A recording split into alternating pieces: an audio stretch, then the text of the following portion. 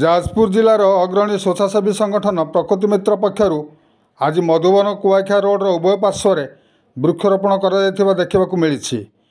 ସଂଗଠନ ଯୁବକମାନେ ରାସ୍ତାର ଉଭୟ ପାର୍ଶ୍ୱରେ ବୃକ୍ଷରୋପଣ ସହ ବୃକ୍ଷଗୁଡ଼ିକର ରକ୍ଷଣାବେକ୍ଷଣ ପାଇଁ ଖୁଣ୍ଟି ପୋତି ଜାଲବାଡ଼ ଦେଇଥିଲେ। ଏହି ମହନୀୟ କାର୍ଯ୍ୟରେ ସ୍ଥାନୀୟ ରାହାମ୍ବା ପଞ୍ଚାୟତର ସରପଞ୍ଚ ଚନ୍ଦନ କୁମାର ରାଉତ ଏବଂ କୋଳଥଳ ଗ୍ରାମର ଶଙ୍କର ଗୋଶାଳା ଟ୍ରଷ୍ଟ କର୍ମକର୍ତ୍ତାଗଣ ସାମିଲ ହୋଇଥିବା ବେଳେ ରାସ୍ତାରେ ଯାଉଥିବା ସାଧାରଣ ଲୋକେ ମଧ୍ୟ ସେମାନଙ୍କ ସହିତ ସାମିଲ ହୋଇ ବୃକ୍ଷରୋପଣ କରାଯାଇଥିବା ଦେଖାଯାଇଥିଲା।